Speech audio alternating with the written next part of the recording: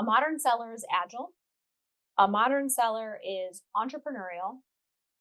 A modern seller is holistic, social, and an ambassador. So these are five capabilities that you work on building these in yourself and in your teams. It's going to help accelerate your success because it's going to make you better at the everyday skills of selling. This is Outside Sales Talk, the best podcast for outside salespeople. I'm your host, Steve Benson, and we're here to chat with the world's top sales experts so that you can get their best sales tactics to level up your game. Welcome back to Outside Sales Talk. Today, we have Amy Franko with us, and we're going to be talking about the modern seller, selling in the new sales economy. Welcome to the show, Amy. Steve, it's great to be here. Thank you for having me. And well, thanks for coming. And just by way of introduction, Amy is one of the sales industry's leading voices, helping organizations transform sales culture and build high-impact sales leaders through her selling programs. She's recognized as a LinkedIn top sales voice, and she has had a successful B2B sales career working with global tech companies like IBM and Lenovo. Her book, The Modern Seller, Sell More and Increase Your Impact in the New Sales Economy, was named a top sales book of 2020 by Top Sales World. So really excited for this conversation, Amy. Let's jump into it. Could you explain the concept of a modern seller, how you see it, and how it's evolved to be what it is today? Yep, absolutely. And maybe I can share that in the context of my own sales journey. Um, we were talking a little bit before we jumped on here just about my background. And for the first 10 years of my career, I was in technology. So I had a variety of sales roles, primarily all outside in tech. I worked for IBM and I also worked for Lenovo. And really in the end, I sold a commoditized product. I sold personal computing hardware.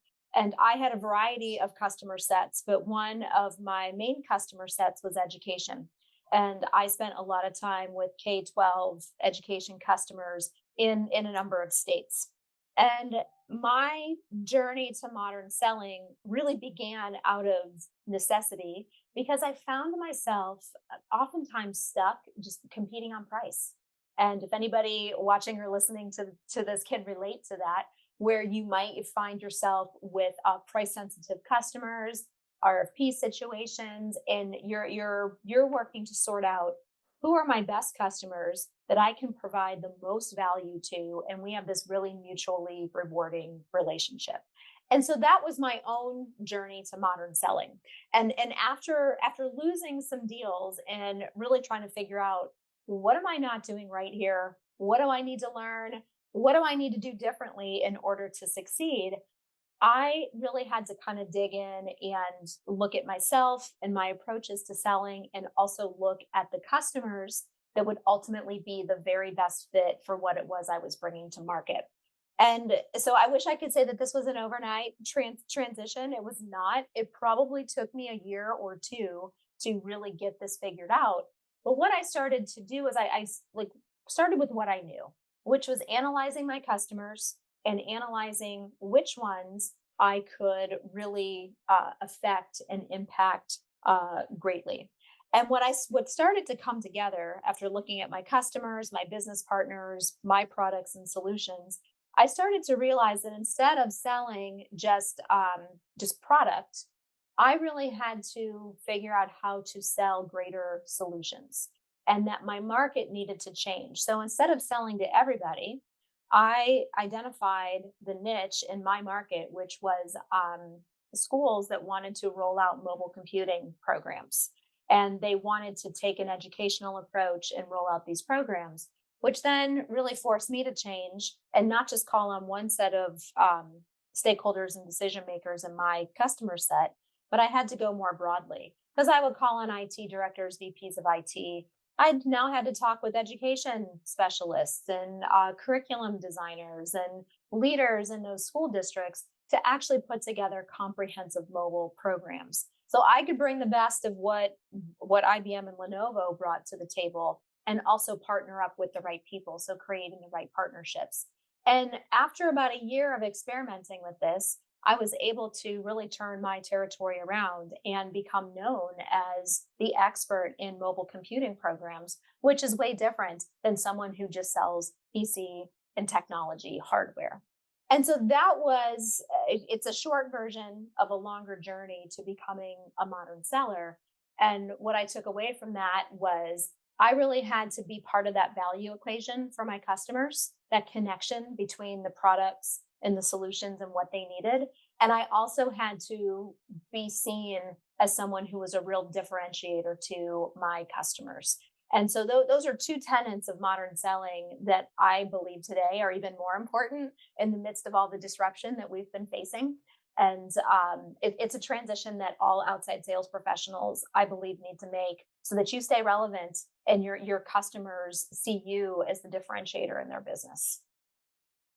I like that a modern seller is part of the value equation. That's a really great philosophy, I think, is how where can I go to create the most value to which customers, what's who's my ideal customer profile based on who do I create the most value for? And that differentiates you, especially in a commoditizing market. I mean, I was when I was at IBM, it was a similar concept. The they sold the think pads, and they changed that over to Lenovo, and it was a Mhm. commoditizing product, right? They, as a company, they kind of gave up on it. They were like, how are we going to sell this differentiated? H, HP and Dell are just crushing this out there, and that was even before Chromebooks and stuff changed the marketplace. But I Well, and think if you take yourself out of the equation, like if your product or service or solution can be sold without you as part of the equation, that you're eliminating your own value. And then you've commoditized yourself and you've also commoditized what it is that you're bringing to market. yeah. Well, and I think frankly, if the thing that you sell could just be sold over the internet and no one would have any questions about it, like no one, people just buy, like people just buy in certain retail environments that you don't need salespeople. In other retail environments, you do need a salesperson on the floor, right? And it's important you're going to create the most value selling things that really need a salesperson, right? And I think in general, companies tend to make the right choices on this, right? They hire they wouldn't hire salespeople if they could just, you know, rubber gloves get sold to doctors, and medical device lasers get sold to doctors. Only one of them gets sold to the field salesperson. And I think most companies are pretty good at choosing that.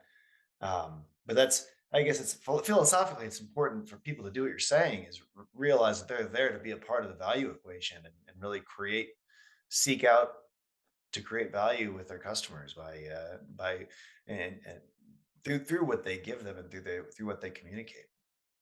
And I believe in my own story that I could have continued on the path that I was going on, and I would have had a degree of success for sure. But really making the choice to figure out how I could be different and take different approaches. Um, that excites me, that challenge, and I really love to figure out how can I take something and make it better. And really smart field salespeople, they look at all the different aspects of their customers' business and they understand the business that their customers were in, which is what I had to learn. They understand their own business, and then they're looking for unique ways to be different with their customers and with their prospects. Really sharp, smart outside sales professionals are continually looking for ways to do that. And I've heard you talk about the five modern skills that salespeople need. Could you walk our listeners through the five modern sales skills, and talk about why salespeople should focus on improving them, and what the best ways are to improve them to increase their effectiveness as salespeople? Yeah, yeah, absolutely. So the interesting thing is when I was researching for the book and I wrote the book, I wrote it pre-pandemic, which is it's been an interesting journey, since over the past 3 years. And in my conversations with people that pick up the book now, they will comment and say, it's like other than the book doesn't mention the pandemic, you wouldn't know, like if you took the year off of the book, it's like the concepts of modern selling and the concepts of that book are as relevant or even more relevant today than they were even when I wrote the book and published it. And the catalyst for me to write that book was some of the just my own experience as a seller, but also my conversations with my customers.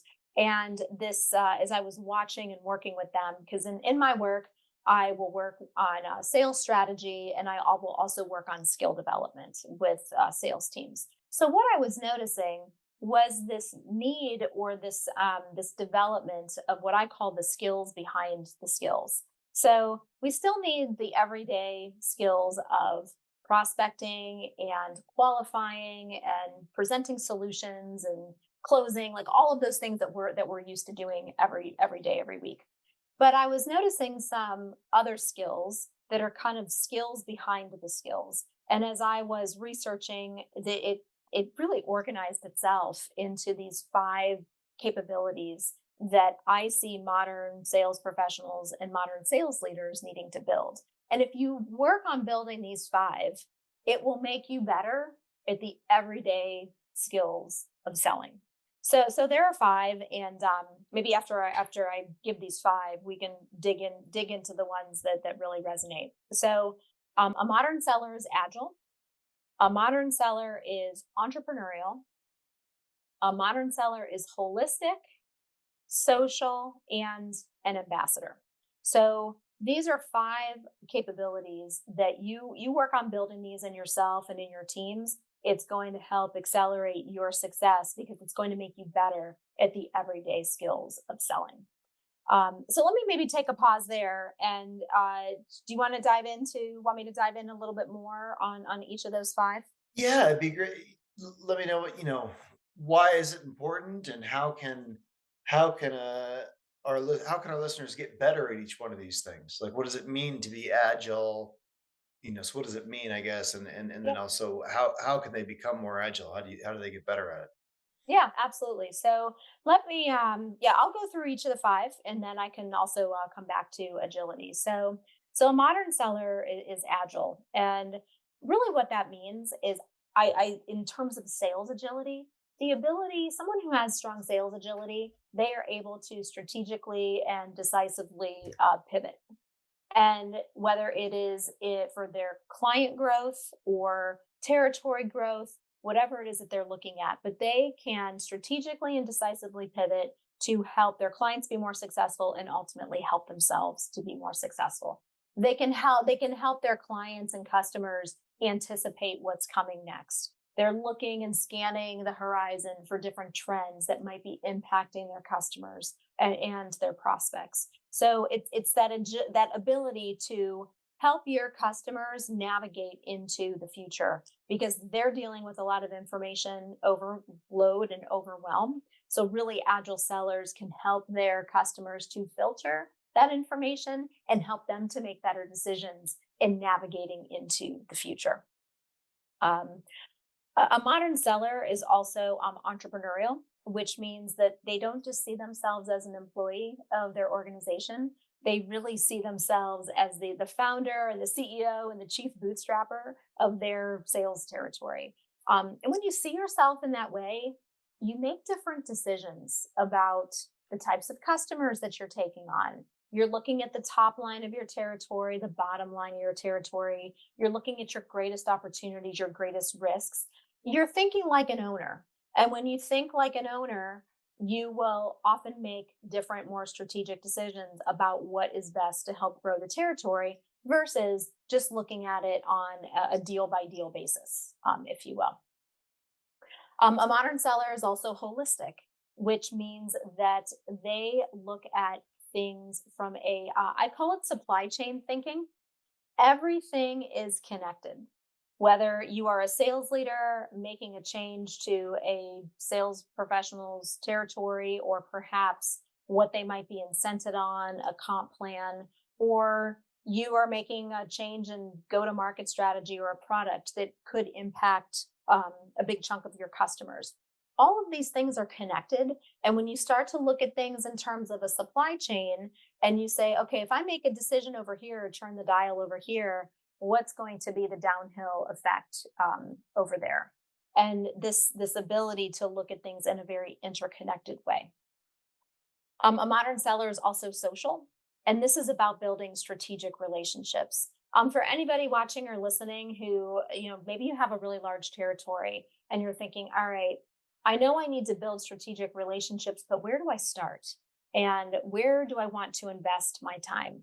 Modern sellers look at their territory and look at the verticals in their territory, look at their customer sets, and make sure that they are spending time with influential leaders, strategic decision makers, key stakeholders, and they really see the value of building social capital and building those relationships, because really the value of our relationships contributes to the value of our results.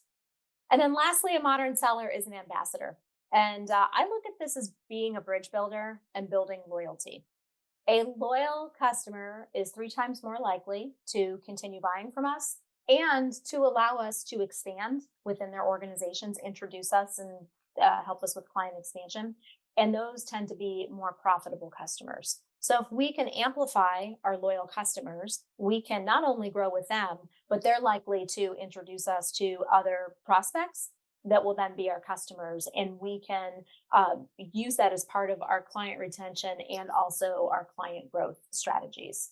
So those are the five in a nutshell. And then the book goes into specific strategies. If you're a sales professional, how do you build these in yourself? If you're a sales leader, how do you build these in your team? So it's really a field book, a field guide, if you will, very practical with specific tips. And we can certainly get into some specific strategies for each of those.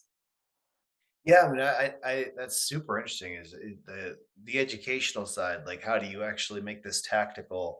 How do you tactically become more agile and like Mhm. so you can pivot strategically, decisively. You can anticipate what your customers are going to be, the choppy waters your customers are going to be entering, for example. Is it becoming an expert in their industry? Is it doing deep dives and with all your customers into what's going on in their business? What do you recommend doing to become a more agile sales rep? Yeah, so here's something really tactical that a rep can do, and also if you're a sales leader, you can work on this with your team, with your individuals. I like to think of it as busting old patterns, because there is a fine line between a routine that serves us, gives us structure and helps us to be successful, and that routine becoming a rut, something that used to maybe work for us in the past but no longer works for us today. And the disruption of the past 3 years is probably a great example of something where maybe routines pre-pandemic served us, but now they no longer. We've had to change. So if I use myself as an example, um, I was in this prospecting rut a number of years ago. Like the things that I was doing and approaches I was taking that worked for quite a long time, they just weren't as successful as they were. And I, in all candor, I can't quite put my finger on why they weren't successful, but they just weren't working as well as they once did. And after some introspection and working with a coach, because I am someone, I'm a big believer in having outside perspective and having coaches, whether it's our sales leader or it's someone else. Um, it helps me to uncover that I probably had a couple of ruts that I needed to work through, and I realized that prospecting was a rut. And when you're looking at your patterns are a result of your environment and your behaviors, and they're very much interconnected. So what I realized was I'm sitting in my home office, and I had just fallen into this rut where being in my environment just wasn't working for me anymore. And so I needed to change both my environment and getting into an office environment. And also, I needed to just change my behaviors. I needed to plan differently. I needed to work on my messaging and fine tune my messaging. So I had these behaviors that I needed to make some adjustments to. And when I pulled those levers of environment and behavior, I was able to accelerate my results. And a lot of times we don't see that in ourselves, and we need someone to point that out to us. But that's an example of having to bust a pattern that was no longer working. And once I busted the pattern and made some slight adjustments to those areas of environment and behaviors, I was able to get out of that rut and be successful again. Very cool. That's very tactical, I think, too. I mean, everyone can probably sit down and think of an area they'd like to improve, and then think about the patterns or habits that they've got going on in that area, and how can they break those patterns or habits and replace them with better ones and upgrade them. I think that's something that everybody could learn from. What about the second one, entrepreneurial? A modern seller is entrepreneurial, so they're the chief bootstrapper of their sales territory. They think like an owner. I mean, I love this one myself, and that's what field sales at its best is like. You run your own small business and you get a slice of the revenue coming out of this territory. Um, but how can you make yourself think more like an entrepreneur? How can you train yourself to think like an owner or get in that headspace? Yeah. So again, this is something very tactical that again, if you're a sales professional, you can apply this to your territory. If you're a sales leader, this is something you can work on with your individual sellers on your team. So most sellers have a defined territory of some kind, whether it's a geographic territory, it's a territory that's organized perhaps by industry or maybe solution set area of expertise. But within that territory are going to be categories or verticals, as I like to call them, where we can organize our efforts around. And really smart entrepreneurs know their verticals, and they also know who their key decision makers and stakeholders are in those verticals.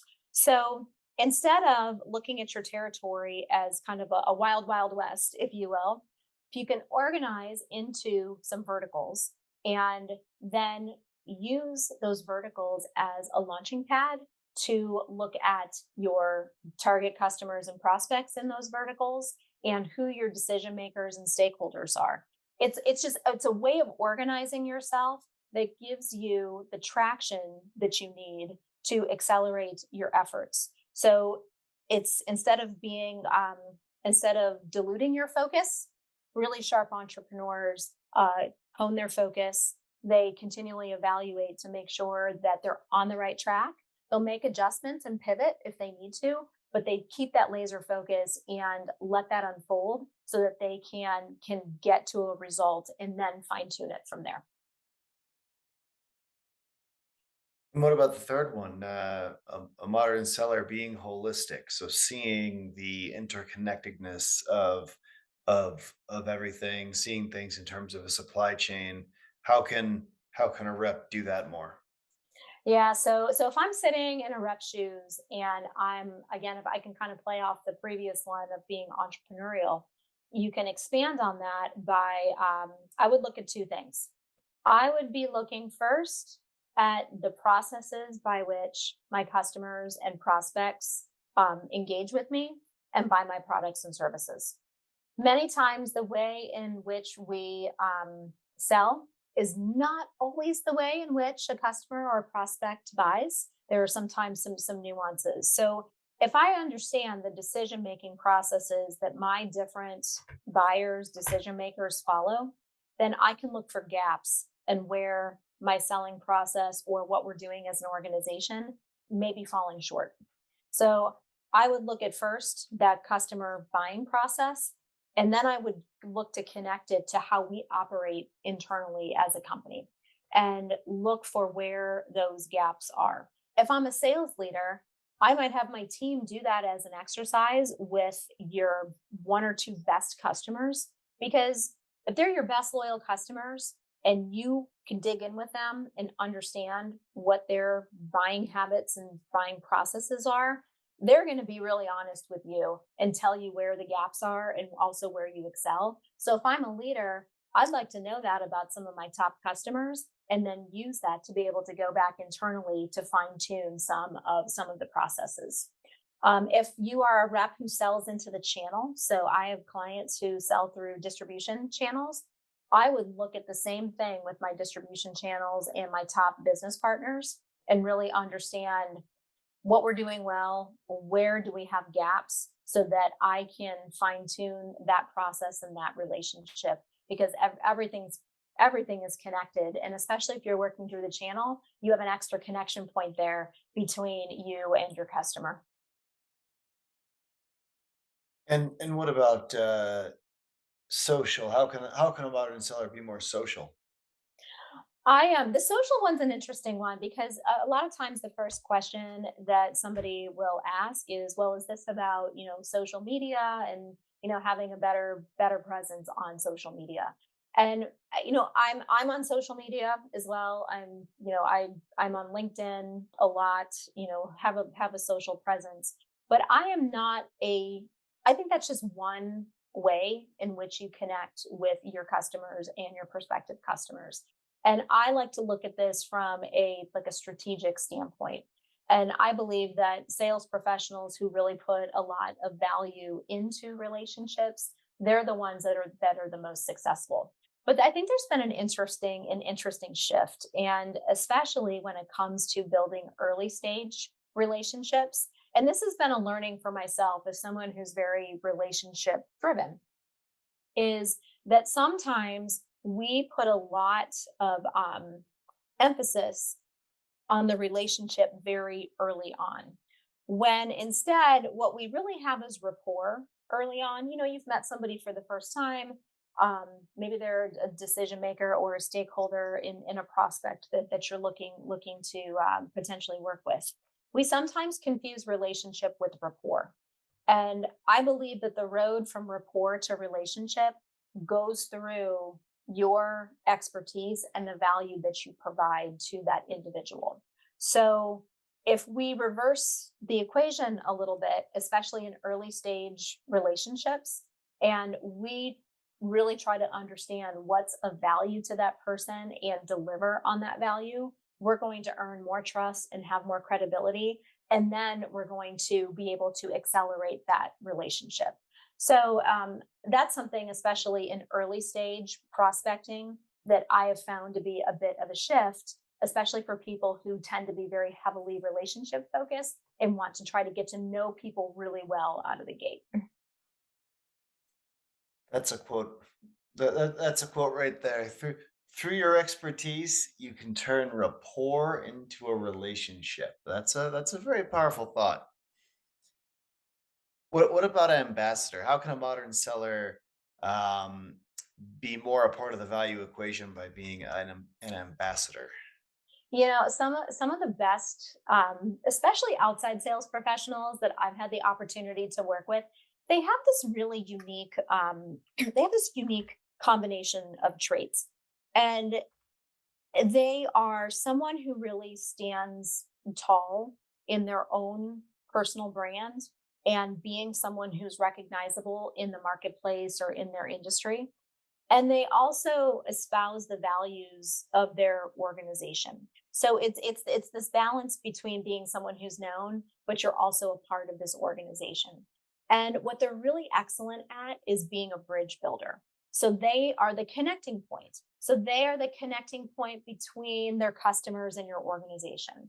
They are maybe the connecting point into your communities. They're representing you as an organization in the community. Maybe they serve on some boards and they have some nonprofit passions or things like that where they are known quantities in their community. And what I have found that brings somebody who takes that kind of ambassador type of approach is because they become so well known and they are focused on building loyalty. They're the rep that can take like an initial win. Like you get that first like order from a customer that maybe your company's never done business with, and they shepherd it through the process so well, and they are that ambassador and that connector point that they can then turn that initial small win into a much bigger win, into loyalty with the customer. And now something that was small in year one is now this really fantastic relationship in years 2 and 3 that has now grown, and you've built more notoriety, and maybe you've used that as a springboard to build more customers in that space. Very cool. Well, now we know what a modern seller is. This is fantastic, and there's some great takeaways there. Why do you think agility is so important? Why is it? I've heard that agility is one of the most sought after skills in a modern workforce. Like when you're hiring someone new, agility is one of the things you should be looking for. Yes, Why is it it's so important, and interesting. how can a salesperson be more agile? I mean, agile. I guess we talked about breaking ruts, getting out of Yeah. patterns, busting patterns. I think you said. Um, well, I guess why is this so important, and what can we do about it? There was some research that was done by the Center for Creative Leadership looking at the skills and traits that organizations were looking to hire for.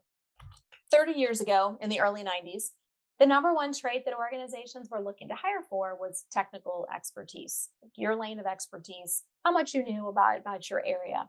Um, Fast forward 30 years, the number one skill that organizations are looking to hire for is they call it adaptability and versatility. I call it agility. They also have a category there about learning agility, which is a little bit different, but it's all under that same umbrella.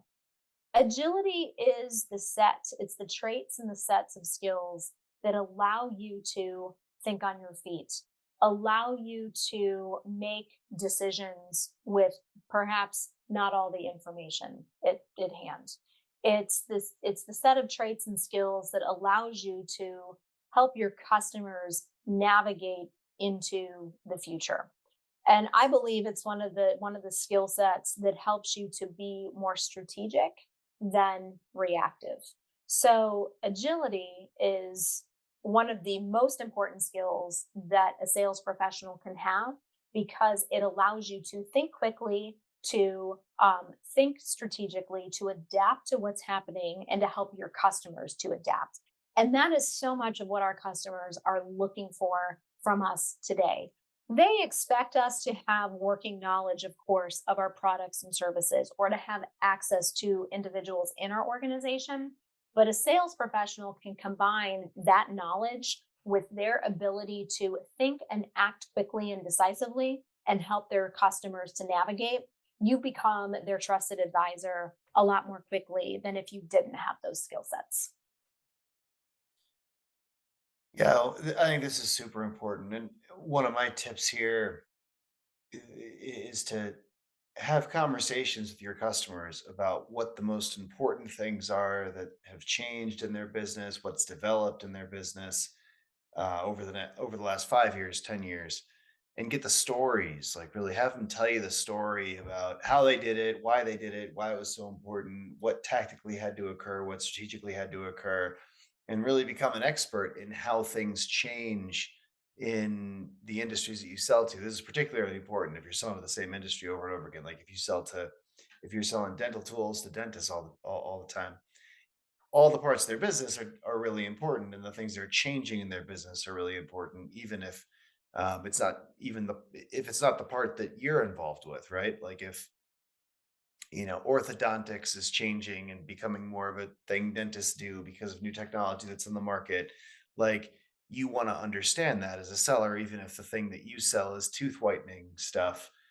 You want to understand these other areas of their business and hear how they've been successful, where they've stumbled, and then you can have deeper conversations with your customers about about you run into another customer who hasn't gone through this important change yet, or is struggling with some element, or changed it but did it wrong, and you can help them see around the blind spots if you've talked to 100 people about what's going on in the industry, and 100 of your prospects and customers about how things are changing. You become the expert in their business because you have more visibility into all their competitors and all their other people that are doing the same business. I mean, like dentists aren't really competitors usually unless they're like right down the street from each other, but like, and even then not really. But they if you've talked to the dentist in the town over and they just dealt with the same problem, that you can now be a real resource because to your customers. So that's one thought that I have about how you can be more agile, and actually accomplish this more adaptable, more versatile. You can really bring value to your customers. I like to think of that as applied intelligence.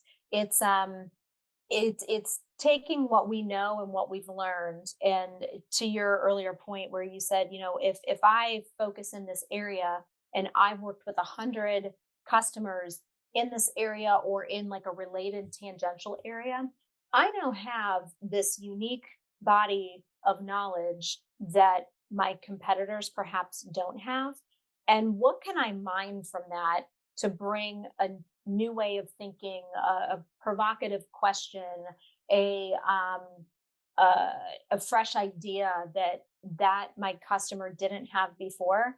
That's taking everything I've learned and looking for ways to apply it. It's a great example of agility because most people will just they won't take the next step to take it and apply it and then use it as a new idea with a customer or a prospect. If you do that, you're standing out because most people don't do that. Yeah, so important.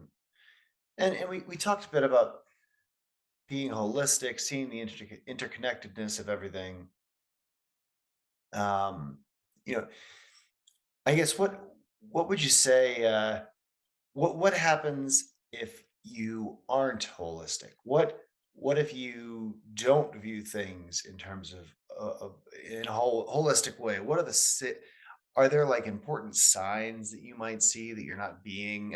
This is kind of a leading question, but it's one that I wanted to address because I think it's important. Like Yeah. what tell me what happens. How can you tell if you're a sales manager that your sales reps aren't being holistic? What are the signs that bubble to the surface? Yeah, so there's probably a couple different ways you could look at this. If you turn the lens internally on your organization first, this is where a lot of the cracks in sales structures appear. So probably a very basic example is, let's say that you are coming up on your sales year end. You've got a number to meet. You have a lot of deals in the pipeline that are this close to closing. And in any other circumstance, you wouldn't necessarily offer a discount or an incentive to a customer to try to push that thing over the finish line for the end of the year or the end of the quarter. But you make some exceptions and you offer incentives or you offer discounts. So structurally, what you're now doing is you're looking for one outcome, which is, hey, I want to pull all these deals into the end of the year or the end of the quarter. Where you often where the interconnectedness doesn't always get noticed, to answer your question, is the unintended outcomes of a decision like that. So if I'm a rep that's making that decision, an unintended outcome for me might be that I've now trained my customer how to behave, or I now have I have may have pulled some deals less profitable to the bottom line of the organization or perhaps my commission check. If I'm a manager and I'm incenting that behavior across 10 reps, now I've just 10xed that potentially unintended outcome. So it's really asking the question, if I make this decision over here on this side, what are my intended outcomes? And what are perhaps my unintended outcomes that I'm not thinking about? And that's a hard question to ask of ourselves because we all have our blind spots. You may need to ask that question of somebody else. Help me think through this. What's an unintended outcome if I make this choice over here that I'm just not thinking about? And what disconnect might I be causing? Yeah, that's been one of my favorite parts of running my own company is that I started as opposed to working for big public companies is we it, I used to be a slave to the quarter and they love drag the deal in by trade off the revenue, like give a Oh, discount to yeah. drag the deal into the quarter because it's like, one of the only levers you have. Like, oh, you're not ready to do this, but I really would kind of want to make you. Well, how about if I give it to you for a discount? Would that make you want to do it if I make the I've discount been there. explode? And that well, we both worked at IBM. Um, yeah, that was one of my toughest things that one of the more annoying things as a sales rep was having managers that were, who kind of force you to drag things in. You're like, but it's worth so much more money. My check's going to work the same next quarter. Like, I'd rather do this, in 2 months for twice as much money. Um, Being able to take that off the table has been truly pleasant. And I think the things you're saying are so important to think about the unintended consequences, and we can. It's really the quarter.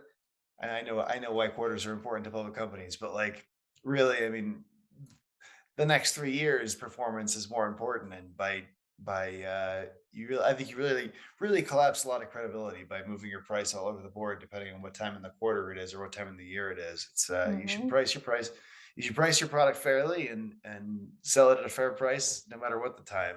And it's been it's been nice for me to be able to be able to tell people at the end of the year who come to you and say, hey, because not only are we not offering it, but like some people, because Oracle and the likes of those software companies have trained customers at the end of the year is a great time to get a discount on software. They come to you and they're like, "Hey, we've got a little budget left over. Love to if we can get this done now, we can if we only have this much money, but we can do it now." And it's great to be like, "No, let's just wait for next year's budget and we'll do it for what it's supposed to be done for.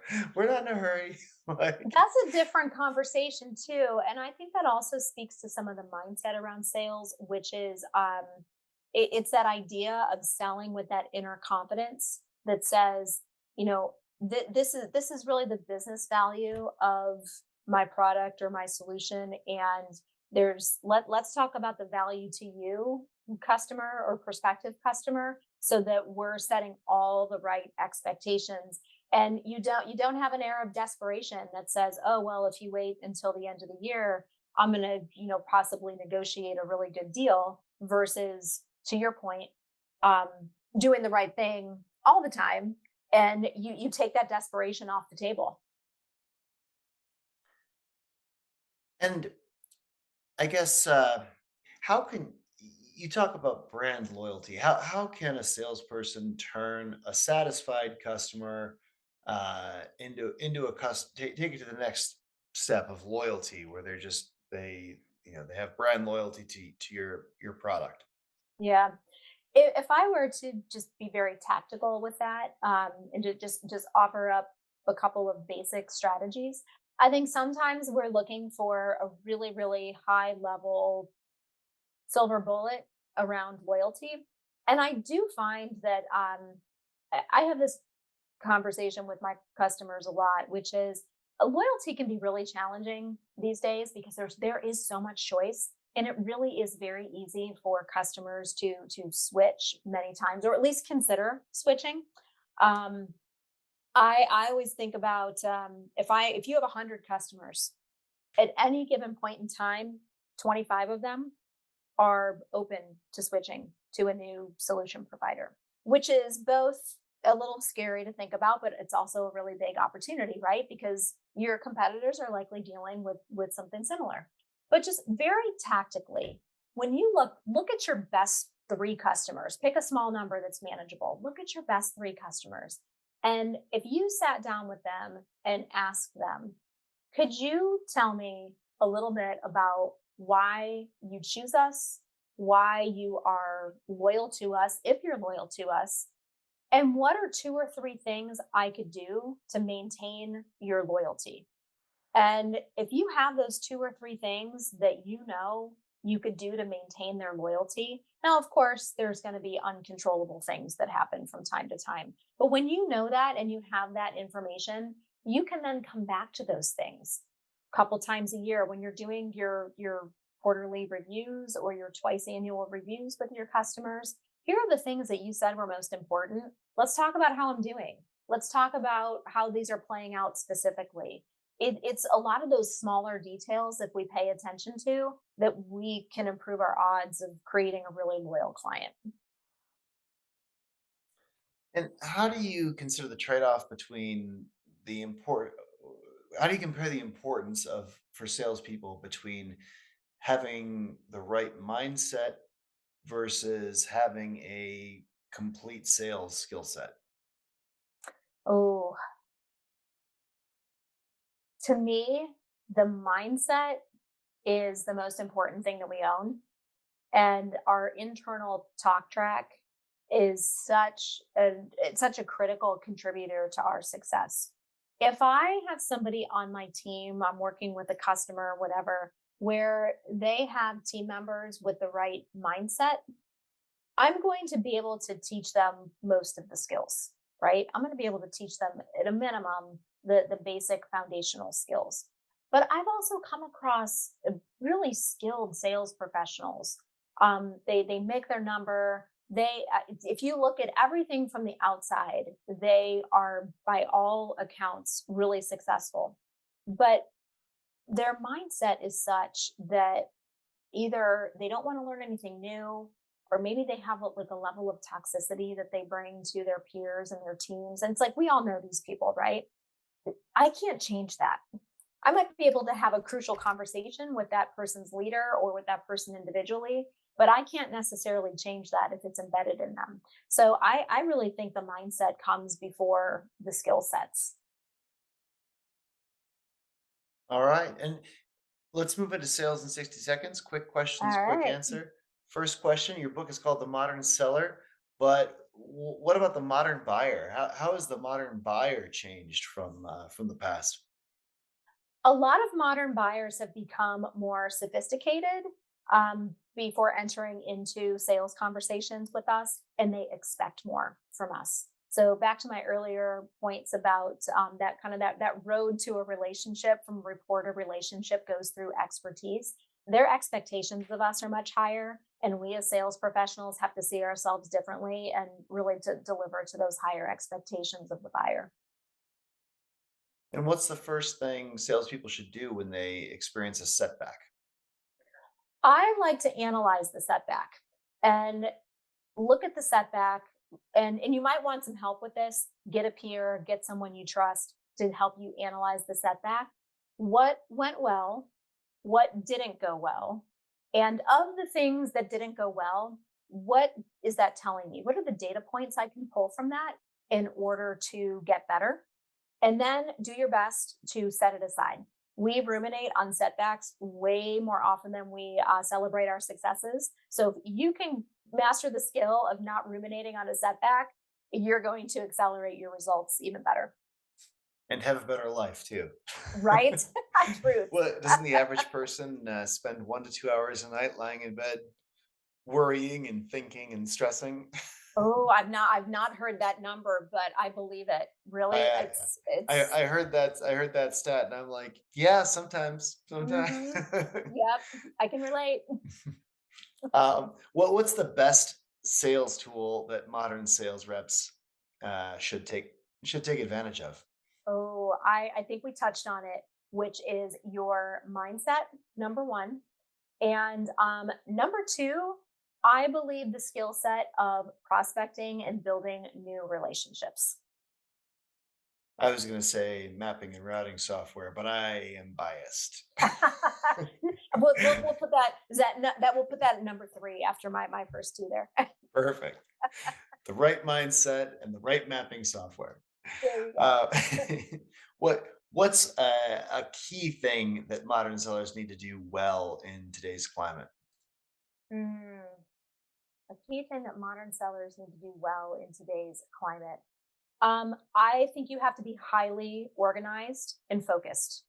We have so many things competing for our time and attention that our ability to focus is it's a precious commodity, precious skill set. And as an actionable takeaway, what is one thing that salespeople listening today should do to start modernizing their selling techniques? Well, if I'm being really self-serving, I would say please pick up a copy of The Modern Seller. But after that, what I would say is have a conversation with your sales leader, someone else that you really trust their opinion, and ask them to give you an honest their honest viewpoints of your strengths and your opportunities. You might also do some assessment work, like you might take a formal assessment of some kind to really understand where your strengths and opportunities are, and then you can use that as a baseline to grow. Fantastic. Well, this has all been so helpful, Amy. where can our listeners read more about your work? What's the best way to reach out to you, get to know you better? Yeah, so I will offer you up two resources. And first of all, thank you so much for having me. I really enjoyed this conversation. And people can find me either at amyfranco.com, or please feel free to reach out to me on LinkedIn and let me know, please let me know that you heard me on this Outside Sales Talk podcast. All right, I'm going to try to summarize everything that Amy has taught us today. So, first, use modern selling to continue to show value in a commoditizing market. Figure out which customers are the best fit for your solution. And instead of selling products, focus on a broader solution. A modern seller is a part of the value equation. The modern seller is agile, entrepreneurial, holistic, social, and an ambassador. Become more agile by not getting too stuck in routines, adjust changing times. eh, if you're not finding the same success that you once were, you can look to can look to shift those habits. Look at patterns and see what part of the process isn't working anymore, and that'll help you get out of any ruts. Work on your entrepreneurial mindset by breaking down your territory into verticals and understand the key stakeholders within those verticals.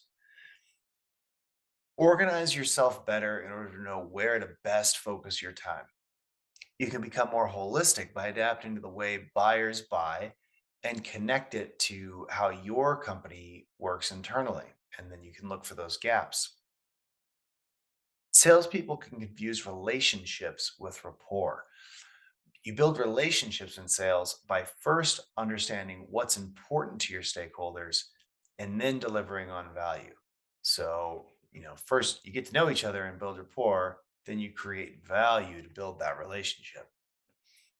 Become an ambassador by bridging the gap between your customers and your organization.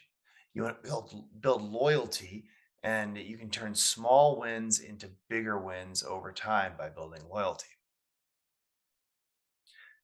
Agility allows you to think on your feet and see into the future and around corners, and help our customers understand what's coming down the line.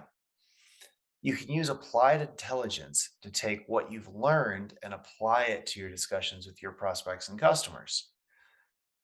Use the holistic approach to avoid unintended consequences by looking at the bigger picture.